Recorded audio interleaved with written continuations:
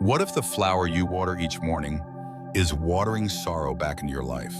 It sounds poetic, maybe even dramatic, but in the quiet language of energy, of space, memory, and subtle imprint, it may be closer to truth than most people realize.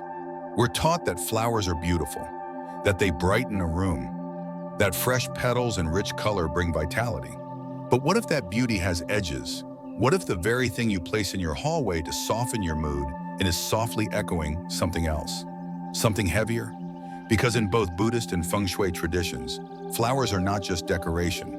They are not mere objects of aesthetic pleasure. They are energy containers, living or cut, dried or fragrant. They hold memory. They transmit frequency. They carry more than what meets the eye. And not all of them are safe. Some flowers, despite their elegance, are not built for peace. They were born in fields of mourning, raised beside graves, battlefields, and stories we no longer tell. They bloom with precision, but not always with joy. They enter the home like guests, charming, perfumed, and then quietly rearrange the energy of a room without asking permission. In Buddhist cosmology, everything carries karma, not just people or actions, but forms, even petals, even leaves. The lotus, for instance, is revered not because it's pretty, but because it grows through mud without staining itself. That's the kind of symbolism that uplifts. But what about the poppy, the black rose, the red spider lily? What about the flowers linked not to enlightenment, but to forgetting, to disorientation, to spiritual wandering? This video is not about superstition, it's about awareness. It's about choosing not just what looks beautiful, but what lives beautifully with you. Because here's what most of us miss. The flowers in our homes are not neutral. They set tone, they shift chi, they reinforce a narrative about what we grieve, what we invite, and what we unconsciously hold on to. Think of your home as a body. A flower on the windowsill is like an acupuncture point. It can open or close energetic pathways. If it carries harmony, your breath deepens. If it carries dissonance, your sleep may lighten. Your mood may shift. You might not even notice until you remove it. And suddenly, the air feels clearer. That's not magic, that's resonance.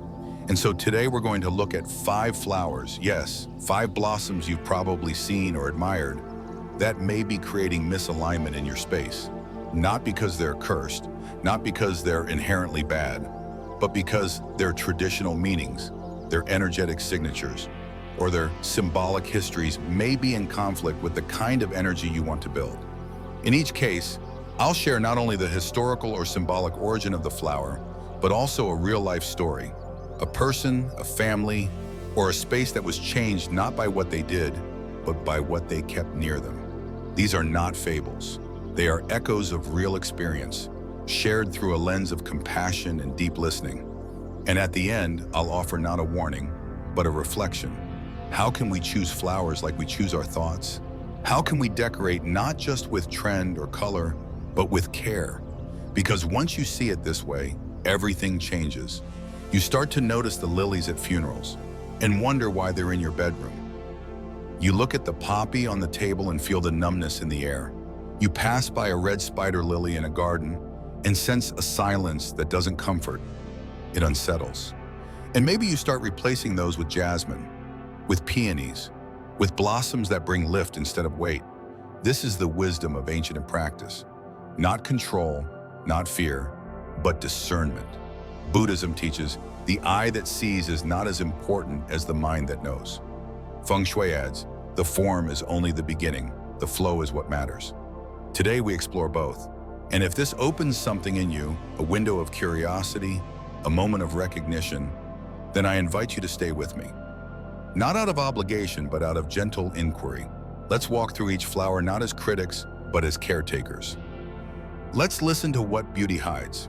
And before we begin, if this type of reflection nourishes you, if it helps you feel more aware of the energies around and within you, please help me grow this offering. A single like, a thoughtful comment, or a quiet subscribe allows me to continue sharing teachings like these and brings me one step closer to the first 1,000 subscribers here at New Day Mindfulness. This is more than a channel, it's a practice. Together, we explore not just how to live, but how to arrange our lives with intention.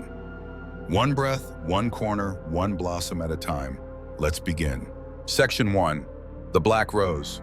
Beauty that stifles breath. There is a certain allure to the black rose. It draws the eye, not with brightness, but with depth. A hue so rare it almost feels unreal.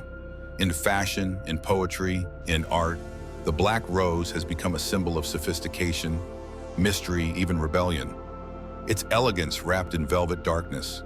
But in the language of energy, in the lexicon of Feng Shui and Buddhist symbology, this beauty does not arrive empty-handed. To understand the black rose is to recognize the burden it carries. It is not merely a darker version of a common flower. It is a symbol laden with the frequencies of closure, mourning, and unresolved transformation. In Western culture, black roses are often linked to farewells, endings, or messages left unsent. In Eastern philosophy, they resonate even more deeply, stirring associations with the unseen, the hidden, and the energetically stagnant. In Feng Shui, the black color corresponds to the water element. Water, in its ideal state, represents wisdom, intuition, and fluidity. It governs the flow of emotion and the subconscious terrain. But like any element, it can fall out of balance. Still water stagnates. Murky water clouds judgment, and excessive water dampens fire, the very energy that gives us motivation, joy, and the will to act. When a black rose is placed in the wrong area of the home, especially near points of activity or rest, its water energy doesn't nourish, it accumulates, it darkens, it silences. A black rose in the meditation corner, for example, may seem poetic, but symbolically it introduces an energy of spiritual closure, not openness. It becomes less of a flower and more of a shadow. This was the experience of Claire, a textile artist from Montreal. She had always been drawn to unique aesthetics, and when she discovered a local florist offering preserved black roses, she was captivated.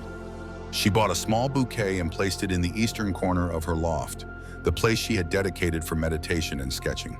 At first, it felt sophisticated, like she had elevated her space. But within days, something shifted. Her sleep became lighter, interrupted by fragmented dreams. Her morning practice, once a source of grounding, began to feel foggy. Instead of creative insight, she felt inner resistance. It was like something was pressing down on my chest, she said, subtle but persistent. Weeks later, after a chance conversation with a Buddhist friend visiting from Kyoto, she was encouraged to remove the black roses and cleanse the space with sandalwood. The shift was immediate. Her breath deepened, her posture straightened, and most curiously, her appetite returned. From a Buddhist lens, this makes sense. In certain death rituals across East Asia, black flowers, or even dark fabrics, are deliberately used to absorb the heaviness of grief. Color in Buddhism is never neutral. Black does not reflect, it absorbs. It holds what others cannot. While this serves a spiritual purpose in ceremonies of closure, it becomes problematic in spaces meant for vitality, restoration, or clarity. Just as monks avoid sleeping in rooms with mirrors facing their beds, energy workers are cautious about placing black flora where rest or expansion is needed. But the lesson here is not to vilify black roses. Rather, it's to understand that they are not inert. They are not just pretty things. They are energetic carriers. They have a job to honor endings, to mark transitions, to hold space for what is no longer. This can be powerful in the right context. In ancestral spaces, memorial altars, or intentional rituals of release, a black rose may serve with dignity. But in daily life, in the hallway near your front door, or beside your kitchen window, their resonance may stifle more than it supports. Consider this. If you were to sit quietly beside a river that had stopped flowing, still cold, unmoving, how would you feel? Calm, perhaps, but also a little unnerved, because movement is life. Stillness without purpose becomes weight. The same principle applies here. In Feng Shui, the front of the home is known as the mouth of qi. It's where energy enters. Placing a black rose arrangement there, even unintentionally, can signal a closing off of reception. It's like telling opportunity to hush. Vitality may knock, but it won't find an open invitation. Bedrooms are even more sensitive. The space where we surrender to unconsciousness should be anchored in lightness, renewal, and safe release. The presence of a black rose here, even as artwork, may shift the quality of sleep subtly but persistently. Over time, rest becomes unrest, and the body cannot heal where the spirit cannot relax. So what to do if you already have one? The first step is not panic. The black rose is not a curse, it's simply a symbol, and symbols, once understood, can be redirected.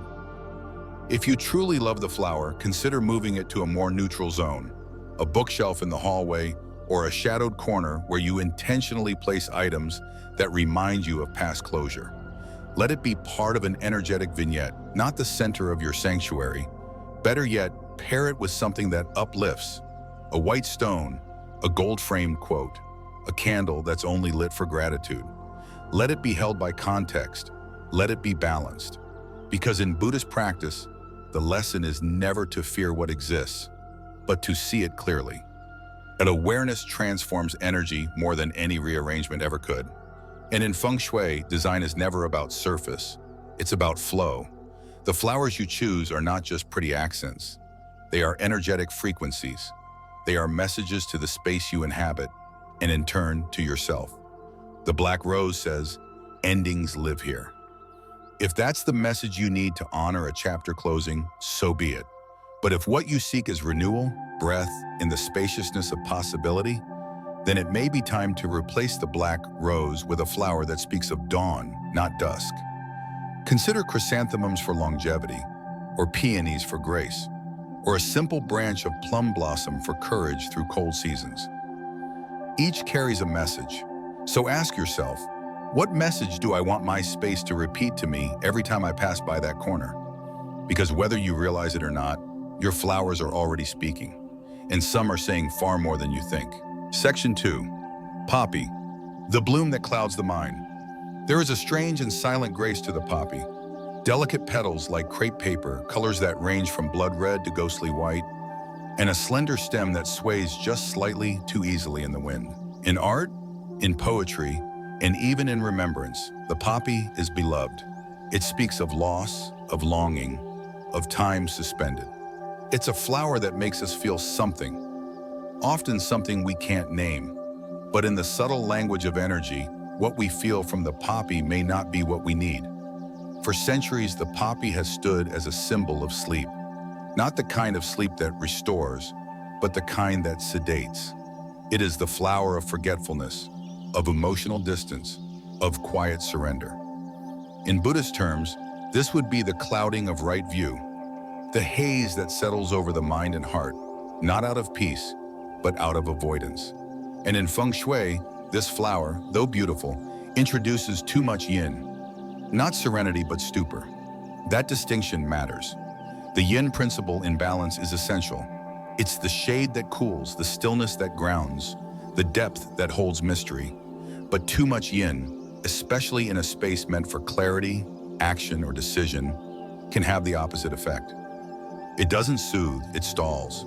It doesn't deepen thought, it disperses it. And few plants hold this excess yin quality more potently than the poppy. This isn't about the flower's chemical properties.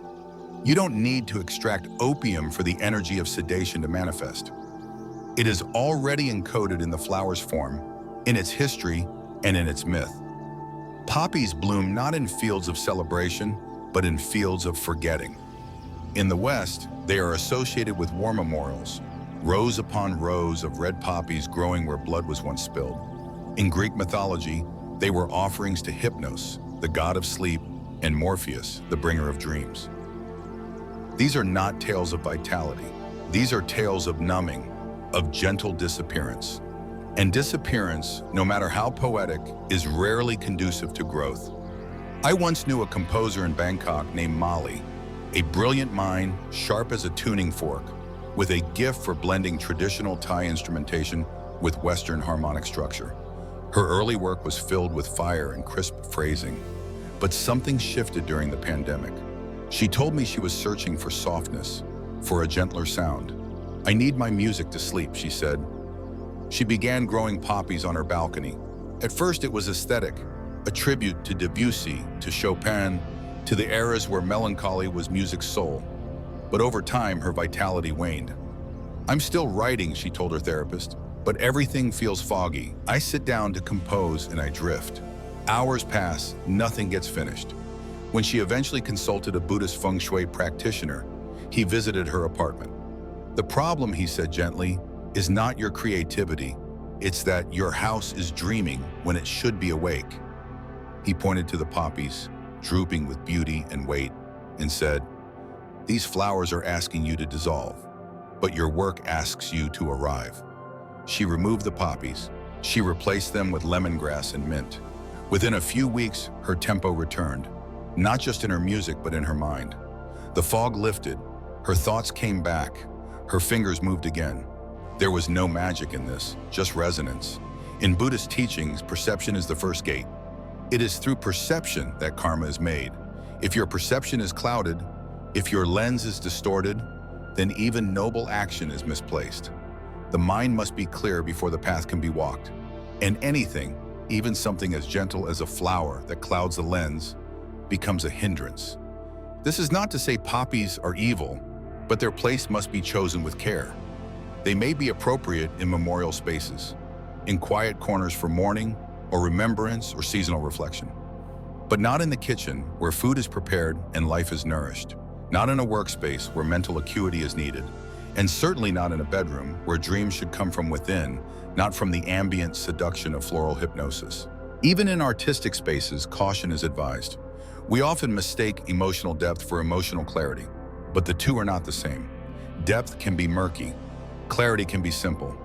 One is a well, the other a mirror. Poppies invite you into the well. If you're not ready, you may not find the rope to climb back out. Feng Shui places great emphasis on the balance of the 5 elements: wood, fire, earth, metal, and water. The poppy, by its nature, carries a dominance of water and yin. Its stems are fragile, its bloom fragile. It does not hold, it folds. That quality placed in excess brings lethargy, indecision, and energetic retreat. Instead, if you want to create an environment that supports clarity and calm without confusion, consider alternatives that balance yin with gentle yang. Lemongrass, for example, is sharp in scent but soft in tone. It clears space. It wakes the senses. Hibiscus, especially red or pink varieties, carries the fire of motivation but rests in the heart's openness. Mint is a trickster. It cools but also invigorates. These are plants that do not sedate, they support. But more than what you plant is how you feel when it's present. Walk into the room where the poppy sits. Sit beside it for a while. Watch your breath. Watch your thoughts. Do you feel centered, or do you feel like you've stepped sideways into a dream you can't quite remember? That sensation is your body's intuitive Feng Shui speaking. And this is where Buddhist insight and environmental design merge. Right view begins with honest seeing. What clouds that view, no matter how gentle, how floral, how elegant, must be understood, and if necessary, removed. Molly, the composer, didn't banish sadness. She learned to meet it directly, rather than through sedated haze. Her music became more honest, less stylized. Her home became less poetic, but more alive. And that's the real teaching. Don't decorate your space with metaphor at the cost of momentum. Don't romanticize sorrow to the point of stagnation. Let your flowers breathe clarity into your life, not whisper confusion back into your ear. In the end, a flower is just a form, but forms carry signal, and the poppy, however delicate, however revered, sends a signal of slowing, of forgetting, of stepping away. You may love it, you may be drawn to its mystery, but ask yourself, is now the time to wander, or is now the time to arrive? Section 3. Red Spider Lily, a farewell that never ends. There are flowers we plant to celebrate, and there are flowers we plant to remember. But not all remembrance leads to peace. Some remembrance roots us into what no longer breathes. Some remembrance, especially when unexamined, becomes a ritual of lingering. The red spider lily, Lycoris radiata, is one such flower. Striking, dramatic, and undeniably captivating, it catches the eye like flame in a darkened room. But beauty alone is never a measure of harmony, and in Buddhist and Feng Shui traditions, Few flowers carry a more complex frequency than this one. The red spider lily has a long and layered history across East Asian cultures. In Japan, it is known as Higanbana, flower of the other shore. In Korea, Chongchoa. In China, Manjushohua.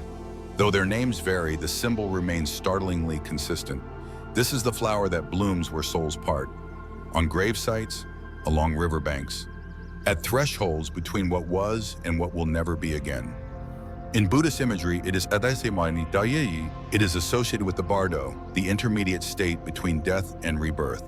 It grows not where things live, but where they pass. It is the final red before the fading gray. And perhaps that's why it entrances us. Because we all have our own intermediate states, times when we are not quite healed, not quite gone, not quite ready. And for those who live in that in-between, the spider lily can feel like a mirror. But mirrors can also trap. From a Feng Shui perspective, red spider lilies present several concerns, not because they are inherently unlucky, but because their energy is strong, directional, and tied to closure without completion. Their signature shape, with curling petals like backward flames and stamen that stretch like antennae, expresses the outward movement of energy. It is a flower that does not hold. It releases, but not gently. Their blooming season often coincides with the autumnal equinox, the time when day and night balance before descending into greater darkness. It is an exit point, and if planted too close to a home, especially near doors, windows, or main walkways, they can invite lingering spirits, wandering thoughts, unresolved sorrow. In energy terms, they function like a spiritual echo chamber. Their vibration loops back onto itself, resisting silence but also resisting renewal. I remember hearing a story from a Buddhist monk in Gyeonggi province. He had been counseling a man, let's call him Hyun-woo, a single father who had lost his wife in a car accident several years earlier. Hyun-woo was strong, devoted to raising his daughter, and deeply reverent of his late wife's memory. To honor her, he planted red spider lilies along the edge of their front yard. It felt poetic. It felt right. Each autumn, the yard would erupt in crimson. People would stop and admire. His daughter called them Mom's Fire. But over time, something subtle began to shift. Hyun-woo found himself locked in repetitive emotional patterns. He'd wake up early, restless. Conversations with his daughter grew tense, though neither of them understood why. His creativity, the woodworking he once did to soothe his grief, waned. Every time he passed the flowers, he felt a heaviness in his chest. At first, he attributed it to the anniversary season, but the feeling never left. Eventually, during a temple retreat, he mentioned the flowers to a monk. The monk listened quietly, then asked just one question. "Did she ever ask for a garden?" "No," Hyun-woo replied, "but I thought she deserved something beautiful." The monk nodded. "Then perhaps it's not her who's living there. Perhaps it's your pain." The insight struck like thunder. When Hyun-woo returned home, he didn't tear the flowers out. That would have felt violent, disrespectful. Instead, he began to transition the space. He brought in marigolds, bright, humble, sun-charged flowers often used to honor ancestors during joy-filled festivals. Flowers that did not pull memory inward, but offered it back to the light. The red spider lilies were gradually moved to a corner near the fence, away from the entry path. He didn't discard them, he recontextualized them. Within a season, the mood of the home softened. His daughter began sleeping better. They both started walking together at sunrise, talking more. The weight, as Hyun-woo described it, finally exhaled. This is not superstition. This is energetic cause and effect. When we place symbols of farewell in the center of our daily life, we extend the goodbye. We do not transition, we loop. And while there may be times when this is necessary, grief has no fixed timeline. It must eventually be acknowledged. Otherwise, we become caretakers not of healing, but of haunting. In the Buddhist view, particularly in the Abhidhamma and the teachings surrounding samsara, attachment does not only mean craving what we desire, it also means clinging to what we've lost. The red spider lily is a symbol of clinging disguised as honoring. It is the flower of goodbyes that never complete. And if placed incorrectly in the home, such as in the living room, bedroom, or garden facing the front, it may confuse the energy of growth. It sends mixed signals. Leave, it whispers. but stay close enough to ache. Feng Shui emphasizes movement, circulation, gentle containment, wealth energy, love energy, health energy. They all require clear pathways. When the surrounding frequency holds too much loss, the pathways congest. Rooms feel colder, interactions feel reactive, and even when nothing seems wrong, something always feels off. That feeling is not drama, it's distortion. To counteract the effect of red spider lilies in the home, consider integrating plants with warming, inviting, or growth-oriented energy. Calendula is a soft, golden counterbalance. Peonies, symbols of blossoming fortune, offer full-bodied, earth-enhancing qi. Even daisies, with their simple brightness, help restore narrative to the present tense. Also consider where you place these plants. The northeast sector of a home supports knowledge and spiritual development, but too much sorrow here can stifle wisdom. The southwest governs relationships. Best not to anchor grief there. The front door, often called the mouth of qi, should welcome freshness, not farewells. The red spider lily is not evil, it is simply specific. It needs space, and like all sacred symbols, it must be seen for what it truly is, not what we wish it to be.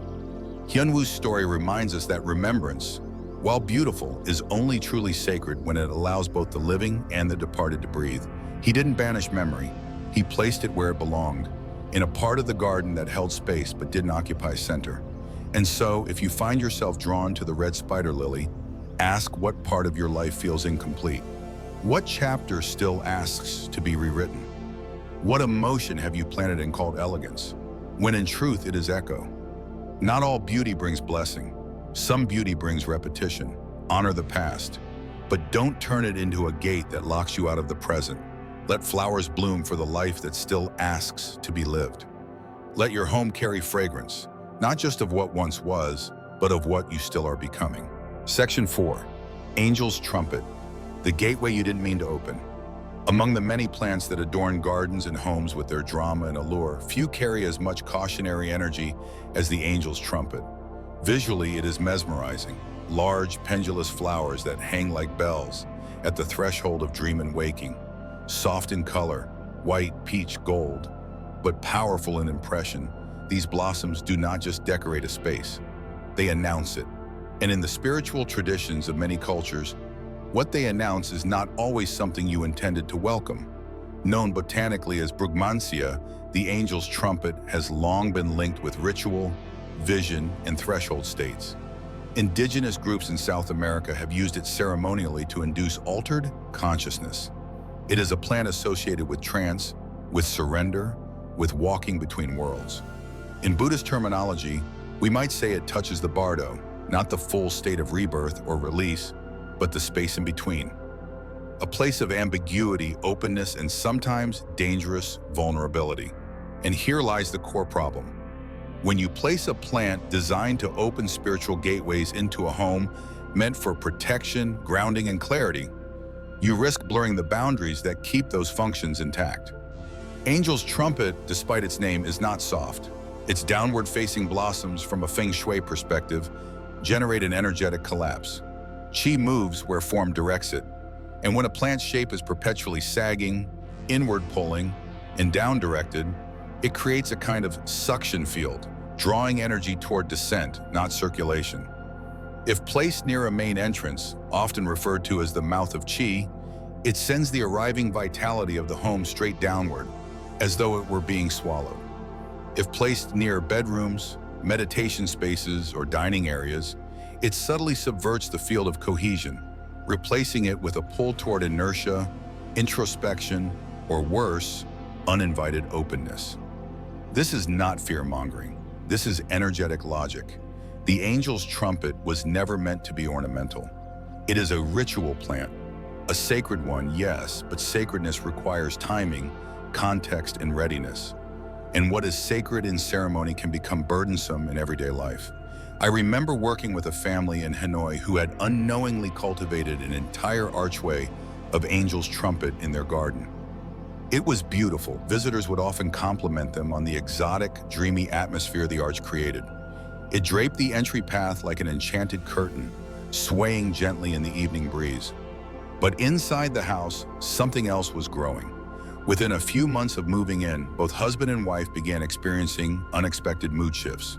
Minor arguments became charged. The wife, previously bubbly and energetic, began suffering from chronic fatigue. Their toddler had difficulty sleeping and developed sudden separation anxiety. Doctors found nothing wrong. Feng Shui consultants noted nothing unusual on the surface. But when an elder monk from a nearby temple came to bless their space, he paused at the garden entrance. "This is not an entrance," he said. "This is a gate, and it is open too wide." He was referring, of course, to the energetic gate, not the literal one. He explained that the combination of Angel's trumpet and the direct facing of their main door had created a spiritual bypass, a corridor through which energy came and went with little filtration. "It's like you're sleeping with your windows open to the forest," he said. "You're not just receiving breeze, you're receiving whispers."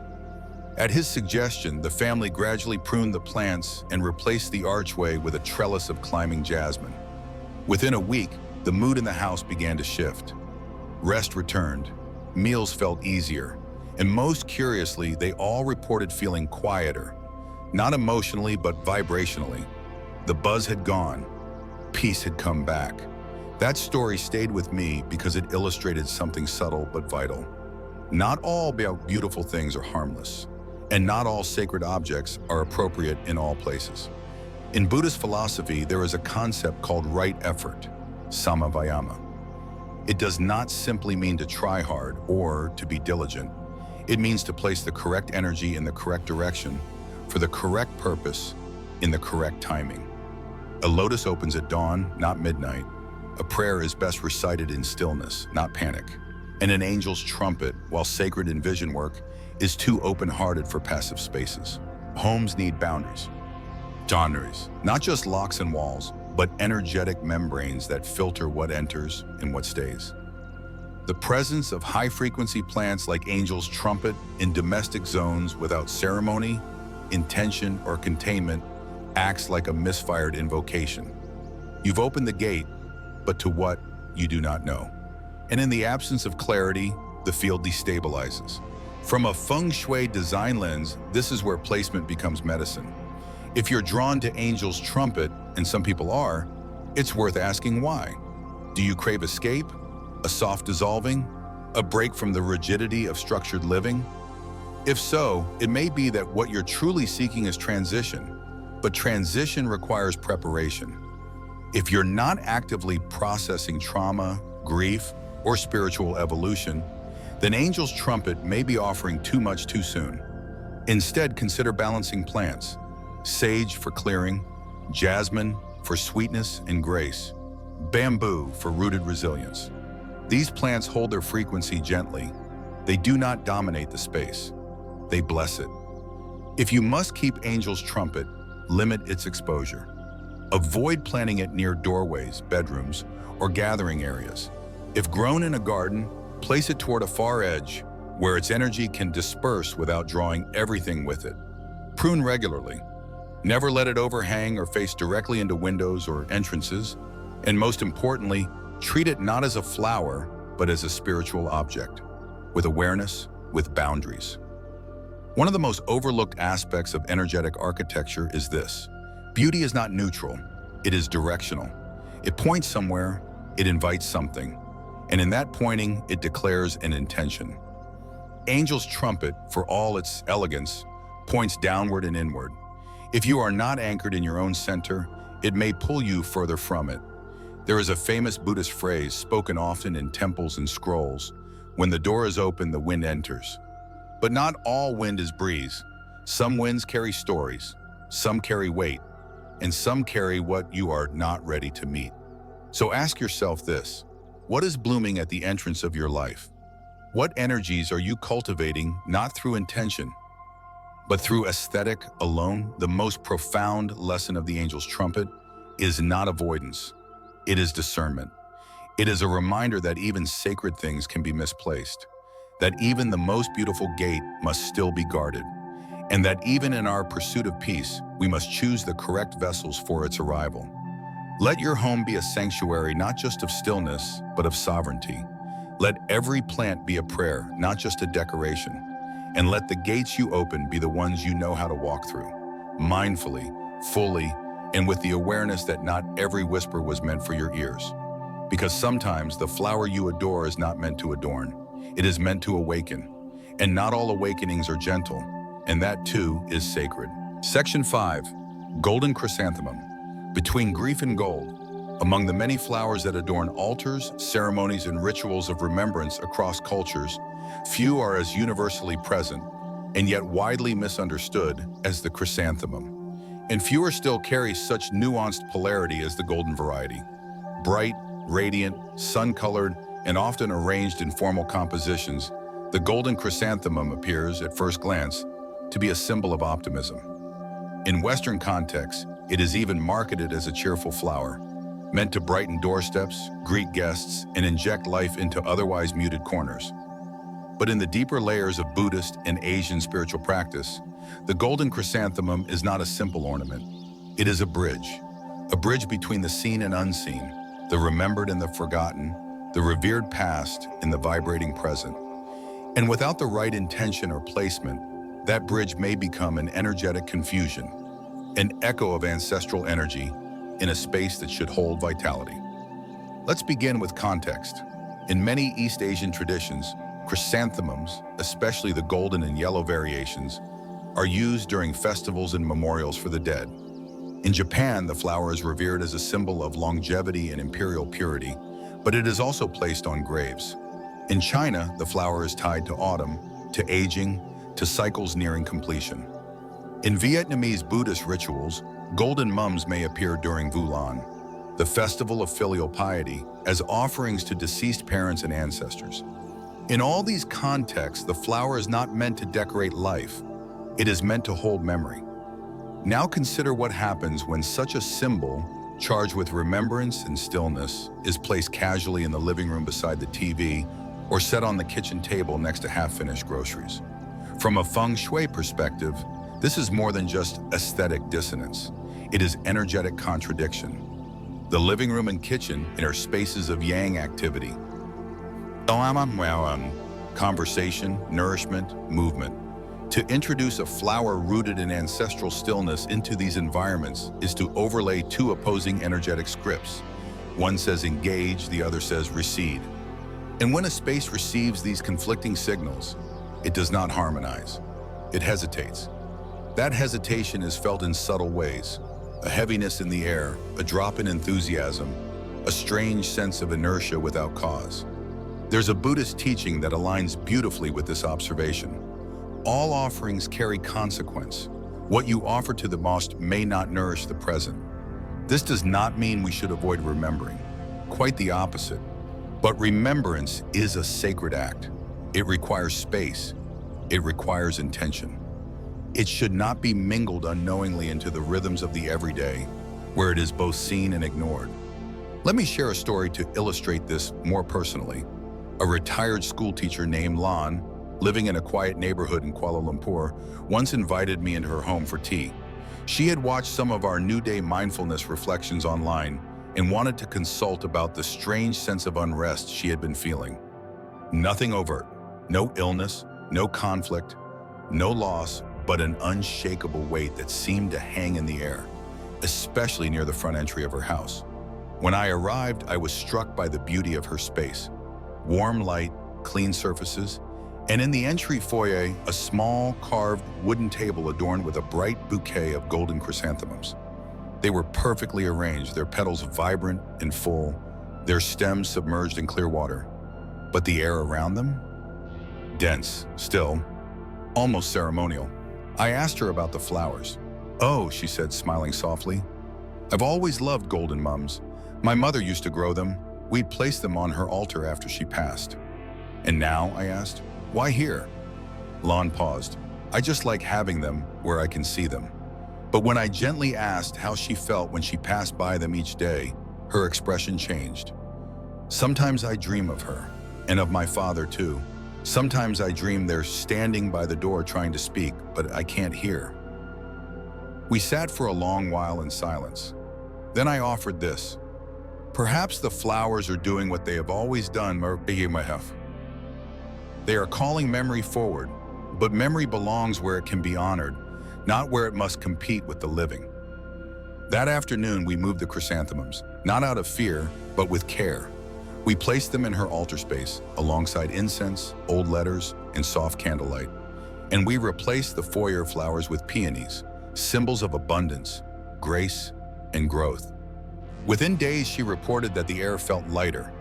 The dreams stopped, the heaviness lifted, and she began sitting at her altar more often, not out of sorrow, but out of calm. That experience taught me something lasting.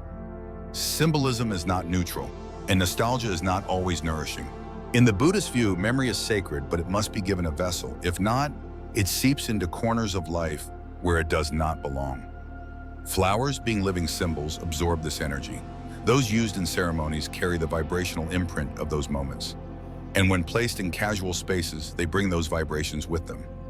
Not as ghosts, but as echoes. Echoes that do not always harmonize with the present. This is why it matters where we place what we love. Not everything that meant something once should be present always. Not every memory is meant to be relived daily. And not every flower, no matter how beautiful, belongs in every room. From a Feng Shui perspective, the placement of golden chrysanthemums is best reserved for intentional spaces. Altars, remembrance corners, the east or northwest of the home where ancestral energy is invited respectfully. Never place them beside your bed, your stove, or your front door, areas that represent rest, nourishment, and welcome. Let them live where memory is meant to live, where it can breathe, where it does not interrupt. And if you simply love the color gold, there are other choices. Yellow tulips, sunflowers, or daffodils, all of which carry the energy of growth, not grief. These lift, not anchor. In closing, let me offer this. Our homes are more than rooms. They are fields of intention. Every object speaks, every plant, every vestige, every bloom carries a message. And the messages we choose to keep near us matter more than we often acknowledge.